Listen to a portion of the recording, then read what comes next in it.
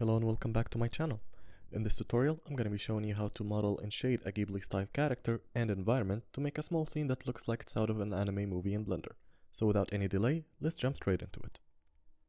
And we're going to start by blocking out our character, which is going to be the main component of the scene. Let me tell you something about anime character proportions. Half of the character is going to be the forehead and the eyebrows.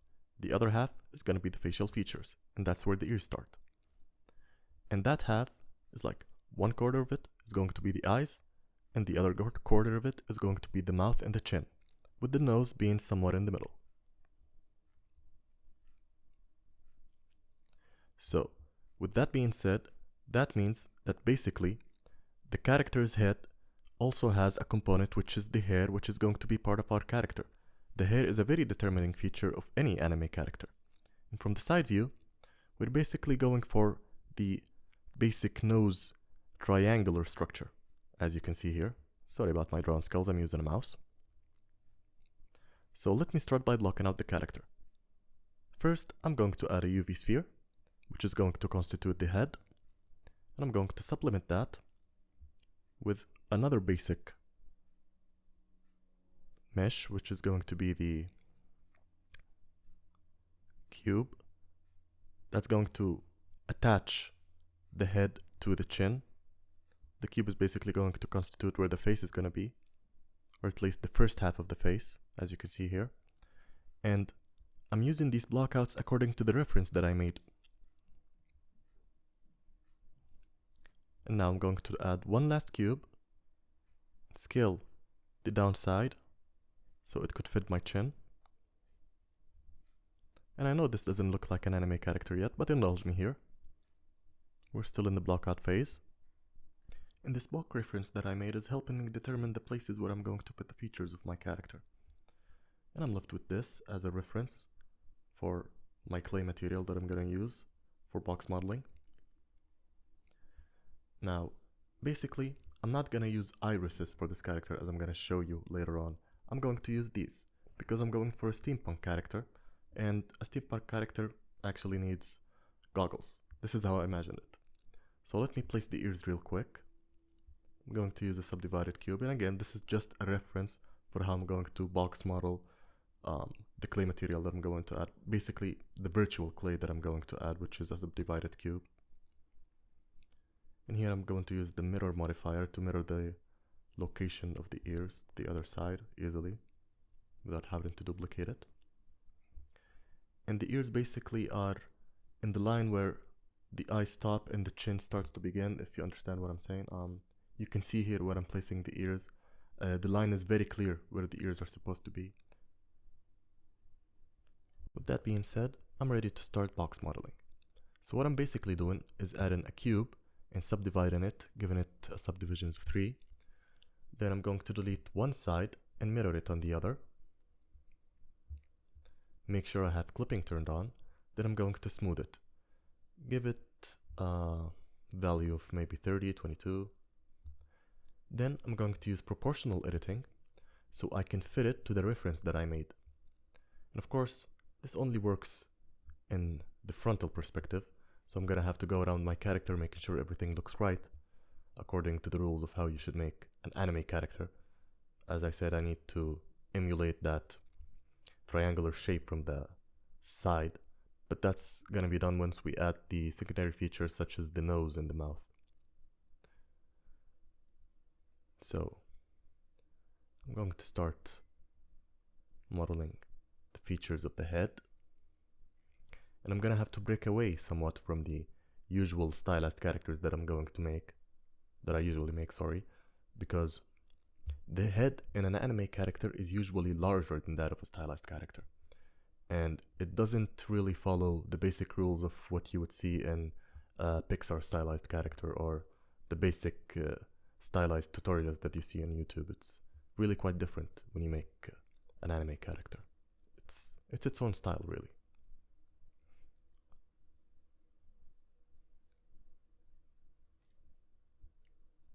And I need to bring back my reference just so I can make sure that I'm applying proper proportions to my character.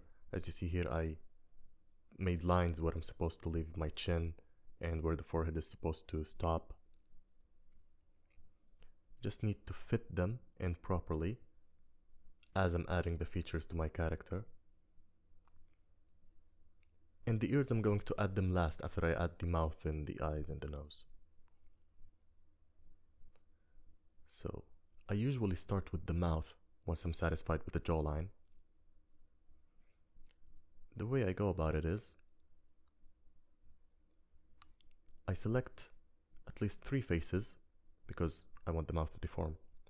I need to have enough faces to extrude or inset, so to speak. I select a satisfying amount of faces, but I need to make sure that I'm putting it in the right place. Let me just turn on wireframe really quickly so this can be easier. And this amount of faces is satisfying for a mouth to be extruded in. So press E to extrude and S to scale and bring it inwards.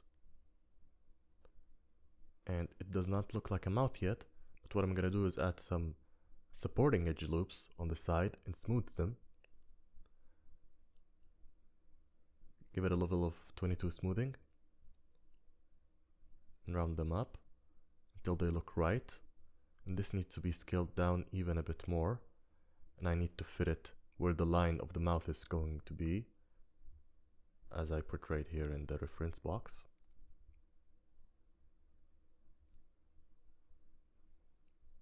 Then I can start extruding it inwards. And I'm not worrying too much about the lips because basically the mouth in an anime character is just a slit. So all I did to shape the lips was add another supporting edge loop, and I'm closing up the mouth and giving him somewhat of a neutral pose. Now I'm going to start pulling it back from the side because it looks very cube-ish and anime faces are quite round. And usually when I'm doing something like this with the mouth, with all these vertices around, I just want to select a certain amount of vertices and not affect the rest. So I hide the rest of the body, the face, and focus on this little mouth slit right here.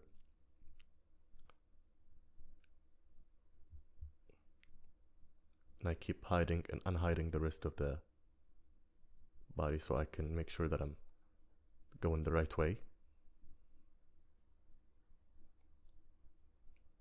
Let me see.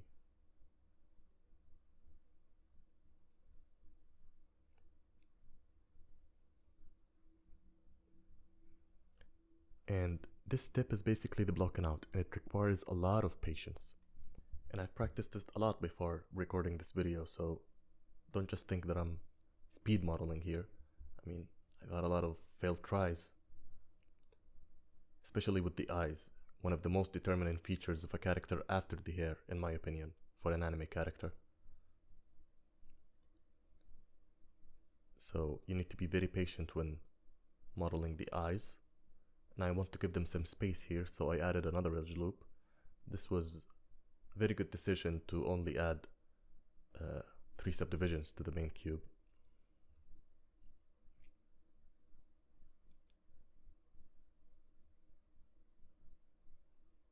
I'm going to scale them down to fit the proportions that I made using the reference cube.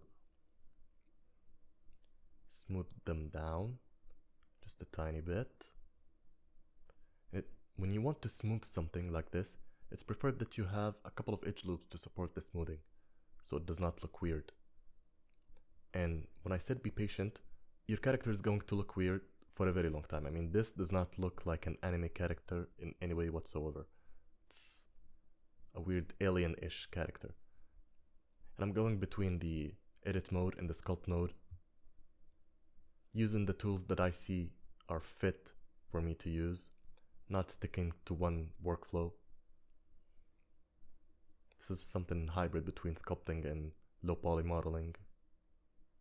Now let's move on to the nose really quickly. And I extruded the innermost cubes between the 2 eyes.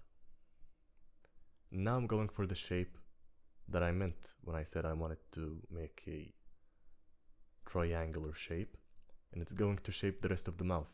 The mouth is basically going to follow the nose.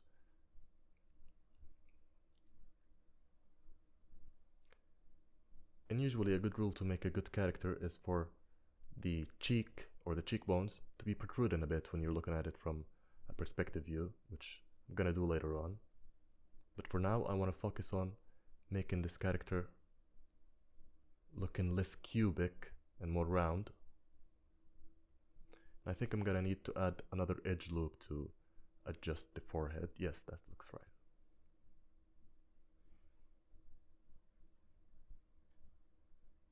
And I'm not messing too much with the chin, because when I add a subdivision surface modifier, it's gonna be rounded up and it's going to fit my reference. Also, one thing to note, the lower the poly amount when you're making an anime character, the better. Because every small change could like change your character from one thing to another. This is why I strongly believe that it is better to do a box modeling approach when you're making cartoony characters like anime characters and whatnot, rather than actually sculpting. But I know a lot of people who use sculpting for more complex characters. If you're talking about something like Genshin Impact, or what was it called? Guilty Gear, sorry. Guilty Gear requires even a different type of topology for you to do proper shading. Here I'm going with something very simple for beginners and very amusing for people who are new to Blender to try out. But I'm definitely looking into the Guilty Gear type of shading. It's really interesting for me. I'm gonna look into it in the future. Anyway, now I have a satisfying blockout, but I need to correct the topology that I have. This is why I made a hole in the neck earlier, so I can connect the nose this way and not have it be rounded up and have some weird shading. Shading is what we're focusing on here. I mean, this might not be the perfect topology for deformation. I'm gonna use shape keys for deformation of the face, but this is fantastic to do something like Ghibli when you're doing toon shading in EV. Just need to give space between these pans. And focus on the eyes, that's true, because maybe I'm going to make another pose with this character or duplicate this character and make another one. So this is why I'm adding the eyes, even though I'm going to be using the goggles for the final render. And after I'm done with the eyes, I'm going to adjust the space where I'm supposed to extrude the ears from.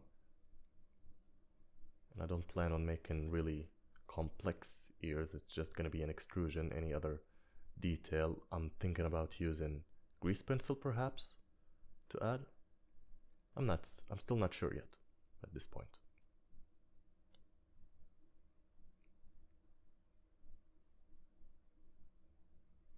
And just like I said, the reason why I kept it low poly is because I wanted to add like more polygons as I go, number one. Number two, every small change gives me a different character altogether, gives me a different vibe.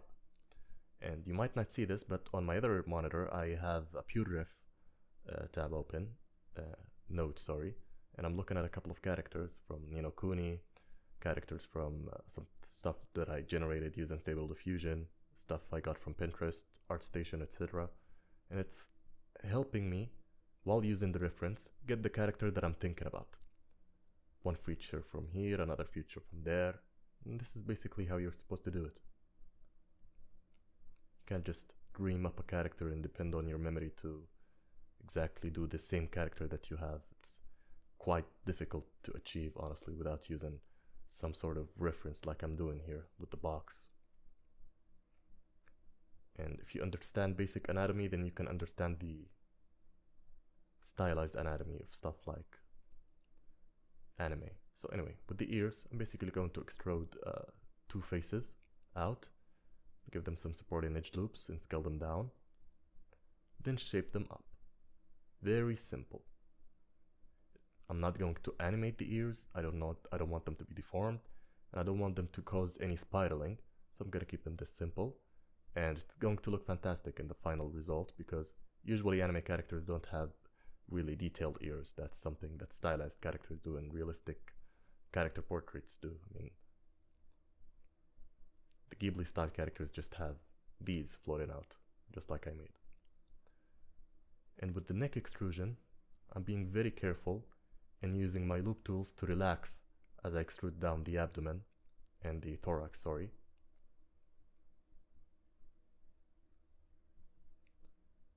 The neck extrusion should not be so difficult for you because basically it's just a stick going down a circle. It doesn't have to be that realistic. Just shape it as you extrude it down. You won't have any issues going forward. Now I think we're gonna have to talk about the body proportions, but first press Shift S to place the 3D cursor between the eyes, or the eye that you want to add the first goggle to, then add a cylinder and shape the said cylinder to block out one of the most important aspects of the character, what's going to replace the eyes actually, the goggles, the steampunk goggles. I'm going to shade them smooth and leave them as it is right now. What I basically did here is just some insets and extrusions to make some visors here. It's a very simple thing to achieve on your own. You don't need to follow me step by step when I'm doing this. You can add your own goggles if you want. Just make sure the sides of the cylinder are outside of the character's face so that we're going to extrude them and shape them even more later while adding loop cuts and creases. And once the goggles are in, again, a different character altogether. So I need to shape the face around the goggles, which are one of the most determining features. Again, I'm going for a steampunk character, and having a steampunk goggle is really important for this character to work eventually.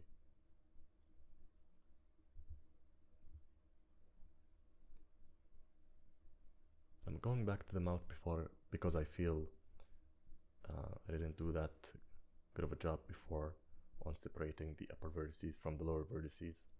I don't want to have any difficulties later on.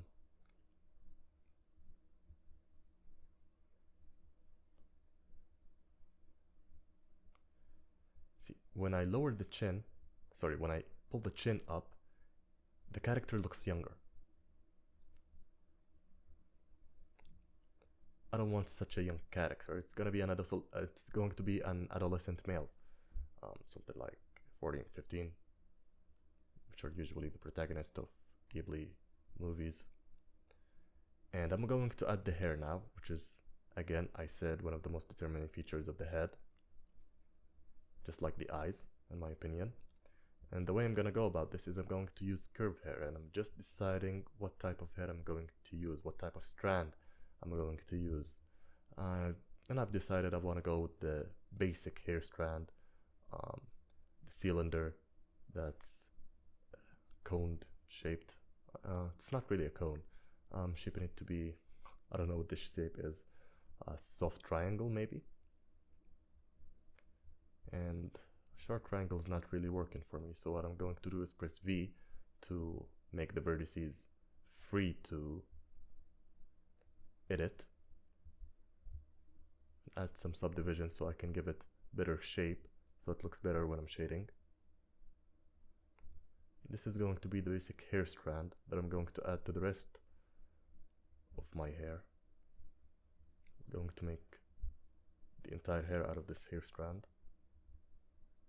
Of course, give it some variations here and there if I want to do some side hair, some frontal hair, some backside hair. Let me hide this circle for now. And I'm going to leave some useful references for you in the description if you want to learn how to make curve hair. Some stuff that I found useful if you want to read through it. Or even watch a video, which is not as useful as actually watching someone on ArtStation do it or write in a blog post, but to each their own. And I'm going to start with the frontal hair. Duplicating hairs as I see fit, giving them a root. This is the basic anime hair for a young adolescent male. And at this step, it's really important for you to have a reference on the side. Like anything at all. Don't just go with your imagination here. It's going to really look wrong if you make some bad hair. And this is going to take me a while, so I'm just going to skip forward to how I made the body. Basically, the body of an adolescent male is supposed to be around 6 to 6.5 faces long. Male faces, the one that you modeled. This is what I'm going about. And one half of that is going to be the thorax and the abdomen, and the other half is going to be the lower body and the feet. And I'm fitting them to match exactly the face references that I left on the side. I had my Toon Shader matte cap on just so I can visualize how my character is going to look eventually, and I'm satisfied with what I'm seeing.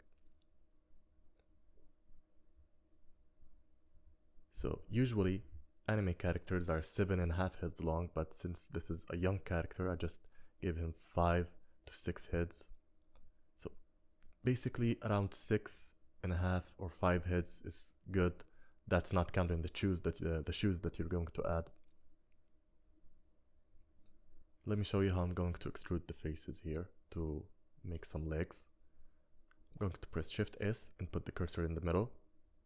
Then I'm going to extrude the legs, having the cursor be the center of my rotation. The 3D cursor is one of the most useful modeling tools in Blender, and it's what distinguishes it from other programs like Maya and Cinema 4D, in my opinion. Now I'm going to add some volume to the legs that I extruded by adding some loop cuts around it. Then I'm going to select the poles, and a pole is basically where 5-star, like here, is. Select a pole, go up and around the character, then Ctrl B to bevel. This is a common technique used so you can get good deformations after you rig the character. See, this is the belt that I want around my character, and something to distinguish the lower body part from the feet, the legs.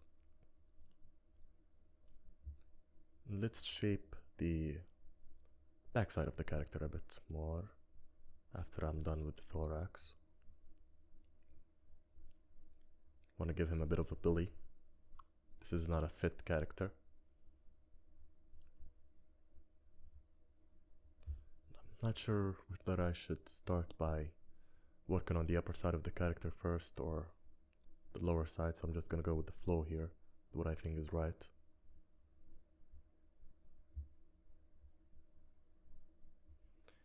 And again, I'm gonna have to break away from the conformity of the usual stylized characters that I make when making this one.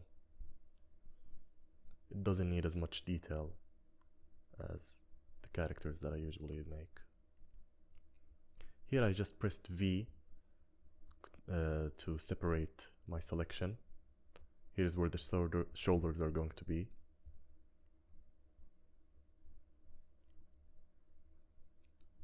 And after you fill in these middle faces and add in a loop cut between them, I'm going to use loop tools to turn it into a circle. And from here on, I'm going to extrude the hands. And just a tip, the hands are usually 2 faces, but that's not counting the gloves that I'm going to add. So just because the hands are 2 faces usually in anime characters doesn't mean you're gonna have to stick completely to that rule. Maybe you want to add some bigger gloves to the character. Do what you see is right once you add in the basic proportions. Just know the rules that you're going to break. That's what I always say. And having him in an A pose is much easier to determine the proportions of the character. And here I'm just showing you that it's gonna take the rest of the half where the chin of the final head is going to be. This is where my character is going to stop. 5 to 6 heads, not counting the shoes. So the shoes is going to be 6 heads. And here is where the knees are going to be, which is somewhat halfway through. And here is where our feet are going to stop approximately.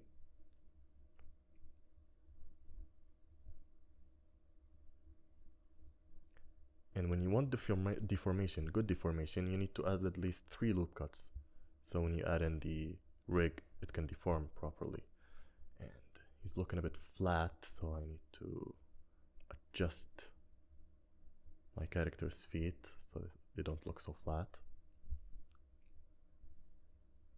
Let me see how I'm gonna go about it. Of course, proportional edit, scale it up on individual axis.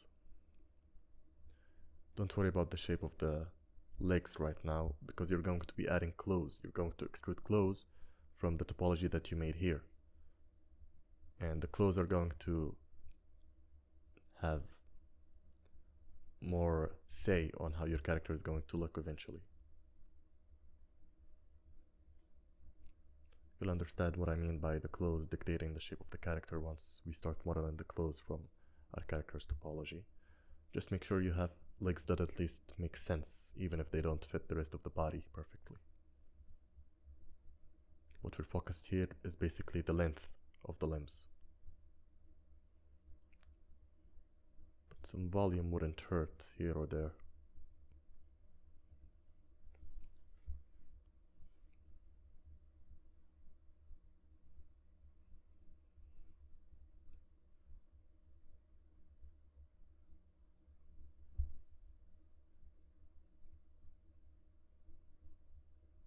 I'm making sure that the bottom of my legs are matching the chin and that the knees are halfway there. The pelvis is not so low or too high. Now it's time for the hands, I believe.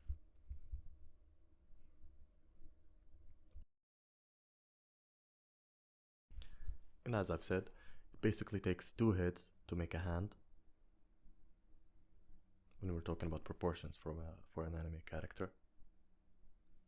So this long is how the hands are supposed to be. But I'm going with an A pose to make it easier for me to do so, unless you want to have floating heads on your scene. It could be a bit distracting. I'm going to extrude it along the normals. Make sure the hands that I've extruded somewhat meet the edge of the pelvis. And this makes sense considering that I'm still going to add the hands in. I mean, the gloves of the character. This is where the elbow is going to be.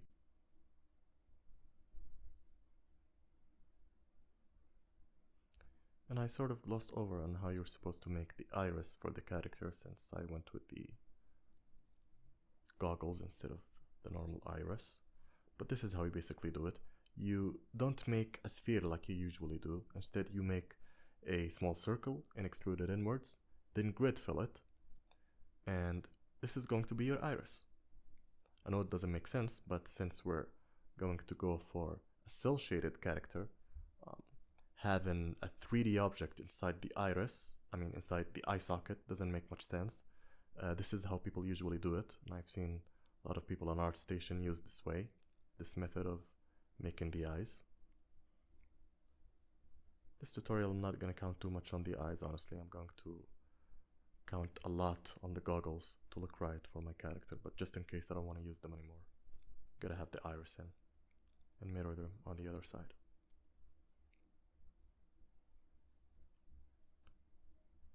Now, let's put back the goggles and see what we were doing. Now it's time to start working on the hands. And how I usually do it is start from a finger.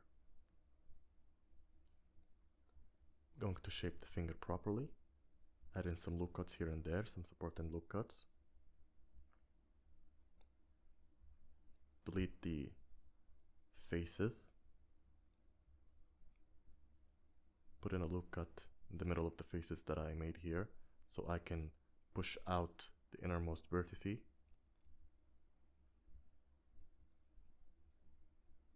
make sure that you inset these faces first.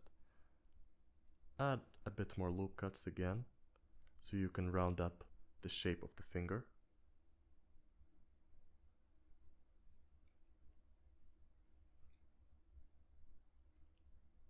And it's weird how younger characters in anime don't have nails.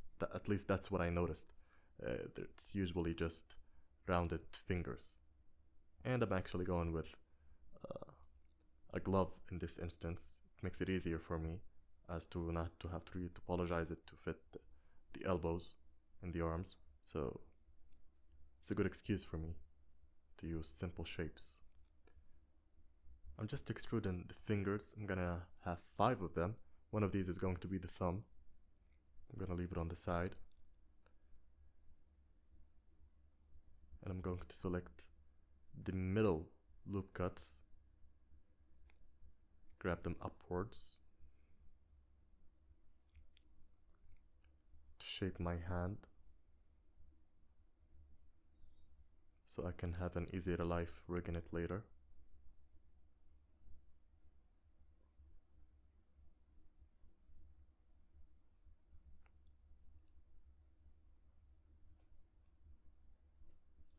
And if you're wondering how I'm scaling the fingers so easily right here, I'm always using the 3D cursor tool. Basically Shift S to where I want the fingers to be, or the body part to be scaled down to, and have it be the source of my extrusion or scaling down. And I'm now connecting the fingers so I can extrude the hand inwards from these loop cuts that I made here. I'm going to press Alt, left mouse button, and extrude the hand inwards, as I said. SX0 to scale it, and use the loop tools to relax it so it could be more rounded. We're going to select the middle loop cut so I can give the hand more shape. Don't worry about extruding the thumb. Basically you're going to use one of the fingers and 6 faces to make the innermost thumb. Right now I just want to get the shape of the hand right.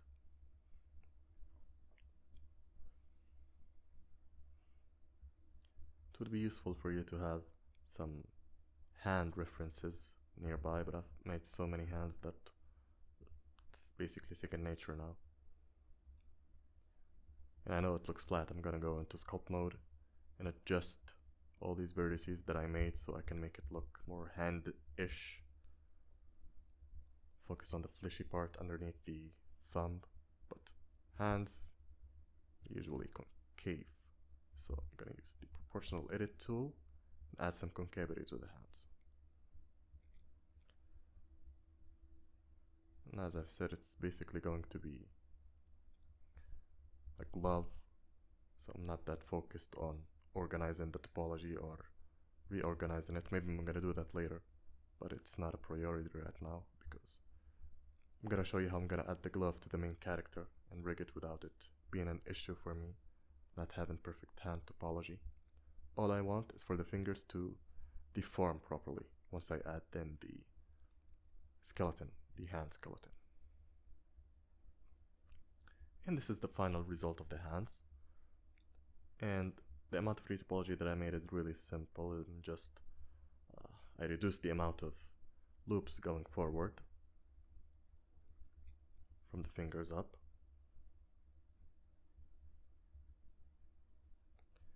And I don't want the hands to look poofy from the side.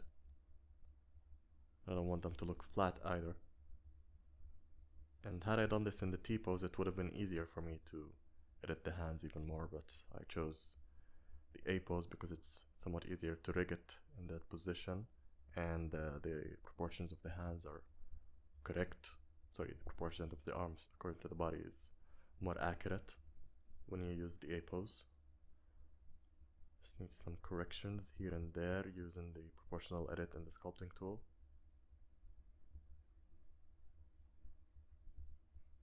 Let me know if you want me to upload this character to Sketchfab so you can download it and have my topology as reference, but it's very simple topology what I did here, honestly. And as you can see, I have the hand just attached to the body. It's scaled up to a reasonable amount. I don't need to model an inner hand. The viewer is not going to see it, nor the player if you're optimizing for games. And the shoes were even simpler than the hands. Basically what I did is just extrude it from the feet. So I'm not going to include it here. This video is going on long enough. But I'm going to show you how I made the clothes. Starting with the pants, I extruded the legs of my guy here and added some subdivisions here and there.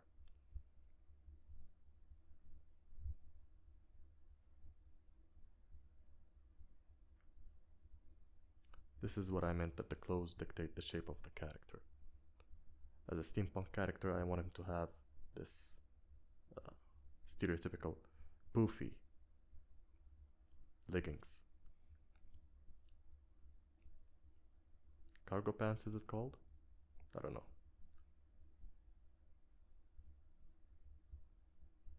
Usually steampunk characters in anime look like pilots, and pilots have these very stubby, large pants. And to give it more stylization, you can add loop cuts here and there with the sub-D surface more turned on to add some creases, so you can show how the pants interacts with the shoes. And this is going to look really well in toon shading mode, as I'm going to check later on with the matte cap. And the more I'm adding to it, the more correct it looks, the more right it looks. The innermost part can be scaled down because no one's gonna see it. Let me scale up the shoes because I left some space for it while I was extruding down the body. Loop tools are very useful when working with cylindrical objects. Now I'm going to extrude, or duplicate, better than. I'm going to press Shift D to duplicate the upper body, which is going to be the shirt. Shift D to duplicate, P to separate by selection, then Alt S to scale it up inside of edit mode. And this is going to be my character's shirt, and from it I'm going to extrude the jacket. Really simple. And as I'm going, I'm scaling up the hands and going into the matte cap to see how correct it looks. My character's body and proportions and clothes, how good they look in shaded mode, cell shaded mode. And at first I was going with the locked jacket or halfway open jacket, but didn't look so right, but I'm gonna show you how I made the collar for the jacket. Basically what I did, after I scaled it up so it doesn't intercalate with the rest of the mesh,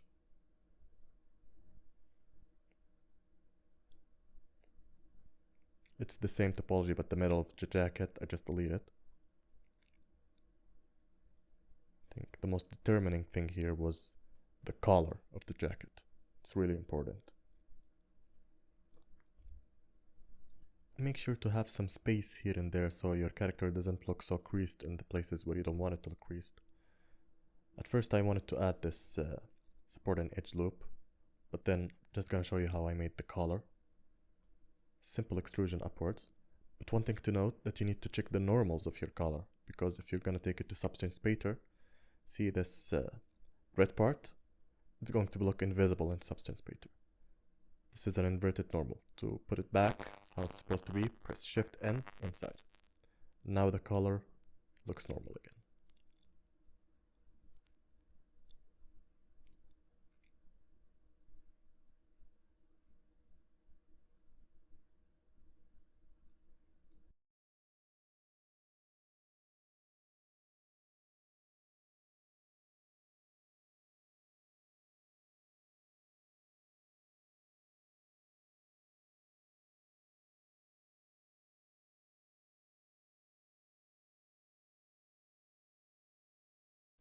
This could use some smoothing along with proportional editing, so the vertices are not so compact.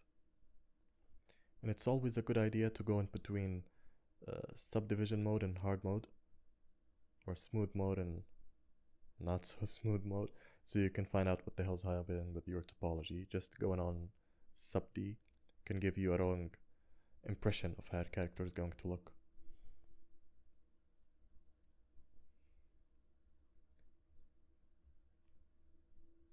Now that I'm somewhat satisfied with the clothes of my character, this needs to be deleted, these parts. I'm going to scale up the hands and the shoes to accommodate.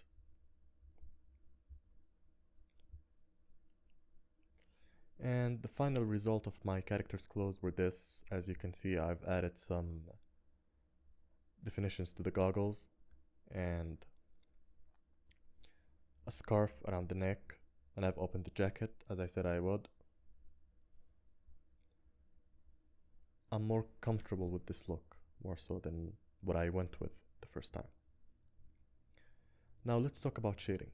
Basically here what I'm going to do is I'm going to shade the goggles first. I'm going to go about it with the shader to RGB node, then a color ramp node, set to constant, so I can determine the lighting and the shadows. Sorry, the albedos and the shadows. This is going to make more sense once I show you how I'm going to shade the skin as well. Same thing with the skin, except with an emission shader, because I'm going to use a bloom effect here. I had my bloom and ambient occlusion turned on in the EV section. This will look so good in the film layer, or the film settings, the render settings. Okay, now here is how you shade it. It's all really dependent on the light, since we're going with this really simple EV toon shader. As I'm pulling down the color ramp, the skin of my character, or the shading of my character, is reacting more to the light source as I'm pulling it up. So basically how I'm gonna go about it is I'm not going to texture the character or anything in this video. This goes beyond the scope of this video. I'm going to use the light to give my character its material.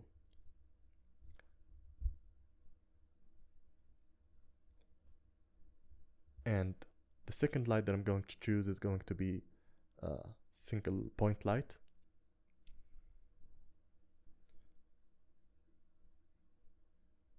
So I can add more definition to the face, better shading. And the shading that I'm going for is the small light underneath the nose and the shading underneath the shin. This is going to make more sense once you see it, but basically your basic anime shading.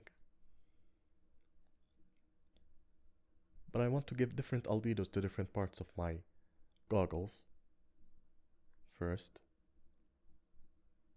And each one of these materials that I sent with these goggles are going to have different shading. For example, the lenses are going to be made so that it looks like glass more so than the rest of the goggles.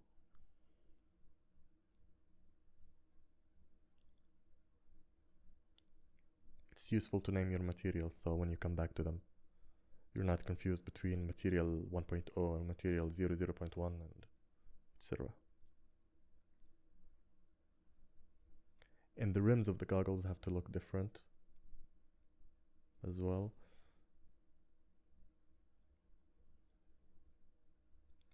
It's useful for you to have a color palette nearby, but I'm just going on what looks right.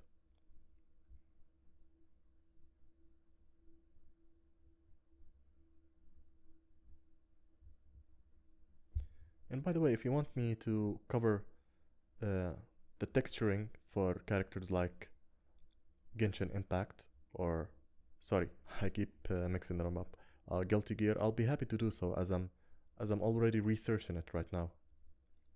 It's a very interesting GDC episode. It shows you how much care they put in to making their characters. I'm gonna leave it in the description below if you guys are interested in watching it on your own and perhaps cover it in a future episode on my channel. Let's see how it goes. And yeah, this is how I wanted the face to look like, except I wanted more shade under the nose and the mouth and the chin, so I'm gonna achieve that.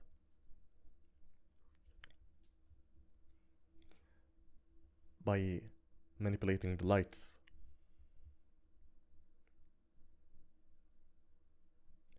And as you see, the way that I'm shading my character basically is I'm choosing the albedo that I want, then copying it to the shading part or the darker side of my color ramp and making it somewhat darker.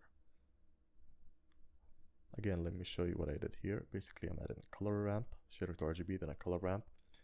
And the albedo that I want, I'm going to pick from my material with the pipette, set it to constant.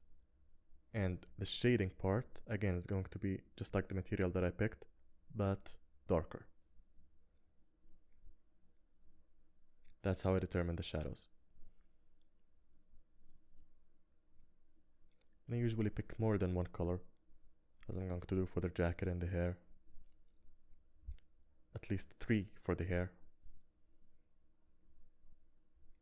One shiny part, the hair color, and the shading of the hair. What I mean by shading what I mean by shading is the shadows.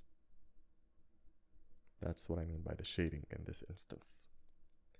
And if you like how your character's shadow turned out, you can actually bake this albedo material, perhaps of the clothes or the hair, so you can save some time in Substance Painter or any other software that you're going to use.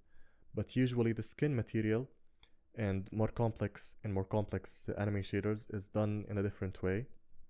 And I keep repeating this, but again, if you guys are interested in me covering other types of anime shading, I'll be happy to do so on my channel. And this is the final result of my shading. Now it's time to do something called hull inversion, I believe. It's actually a very common method in video games to add outlines to your characters, and that's what I believe they used in Studio Ghibli's Ni no Kuni. At least it looks really similar. What I'm doing here is I'm adding a solidify modifier, and I'm adding a second material to my material stack of my mesh. I flip the normals, then I enable backface culling and select the material that I assigned as an outline from my material tab. And the material tab is basically an array. So 0 is 1, 2 is 1, etc. If you understand what I'm trying to say. Let me show you again. Here, the outline material that I assigned to my goggles is the fifth material. So the material output, I'm going to choose 6. Enable backface culling and flip normals. And now I have an outline on the goggles.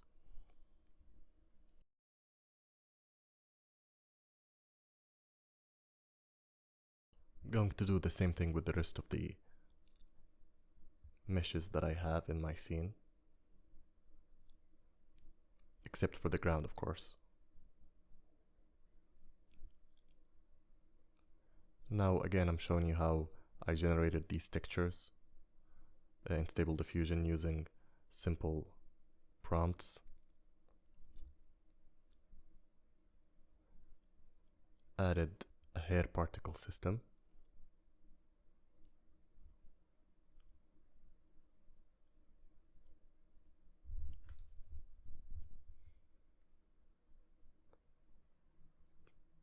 To my scene's ground after subdividing it multiple times to ensure I have some variations with proportional edit so it doesn't look so conformed. And this is how I basically made the grass. Really short particle systems clamped.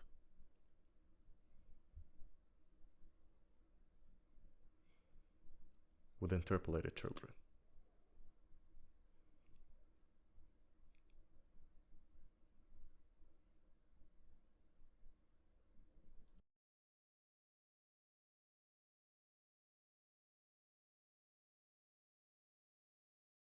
Now it's time to add in the textures that I generated within Stable Diffusion. And we're close enough to the final results. This is before I rigged my character and added a wrench to it. Honestly, I'm very satisfied with this result. The backside, the back scene of the character in this scene in particular, is basically something that I made a tutorial on how to replicate in Blender 3.5. I'll leave a tutorial in the description if you're interested in knowing how to make this type of Ghibli style scenes and environments very easily using AI and Stable Diffusion. It's basically what I did here is I used the depth map that I generated in Stable Diffusion as a displacement map here in the displacement modifier stack, and it made it look as though I modeled the back scene. Of course, I'm a character artist, all I wanted to do is focus on the character itself, so this is why sometimes I use AI to generate textures for grass and environments from Stable Diffusion. And again, I'm gonna mention that I made a tutorial for this on how to replicate what I did here using Stable Diffusion. I'm gonna leave the link to that tutorial in the description. But before I finish up and rig my character, I need to add a hue saturation node so I can match my basically my scene's ground to my scene's background. And it looks really beautiful when I apply the bloom and the ambient occlusion effects in Eevee. Here is my final character rigged, and I've added a wrench to it to emphasize that this is basically a mechanical character in a steampunk world. And I believe I may have rushed the rigging part. This is why some of my character's features look distorted. I'm gonna experiment with some other poses, maybe go back and rig the character properly with some parts of it deleted, the parts that you can't see. But yeah, I'm satisfied with this result, and I think I can start rendering out my scene. Control-Alt-0, I believe, to lock your view to your camera, then select what you want to render. And I'm really satisfied with the outcome. This basically looks 2D. This is the wonders of cell shading in Blender. And all I did was use a very simple cell shading technique. I didn't go into the complex stuff that I kept mentioning throughout the videos. And I love the shading underneath the nose and the mouth. This was exactly how I wanted it to be, and I achieved this, as I showed you, with lighting instead of texturing it within Substance Painter or adding the techniques that I saw in the GDC for Genshin Impact. Again, sorry, I completely exchanged Genshin Impact for, what's that other game called? Guilty Gear, yes. So anyway, that was it for today's tutorial. It was honestly more of a showcase and time-lapse of my workflow than a tutorial, but I sincerely hope that you found it useful and you found some good tips on how to make your own Ghibli style scenes. This was basically what I usually do when I'm making scenes like these and added them to my portfolio, or when I'm making short animations. If you find this tutorial helpful, consider subscribing to my channel so you can see future videos. Leave a comment of what you would like to see in the future if you're interested in the many times that I mentioned, if you want to see me make Guilty Gear like animation style. And thank you for watching.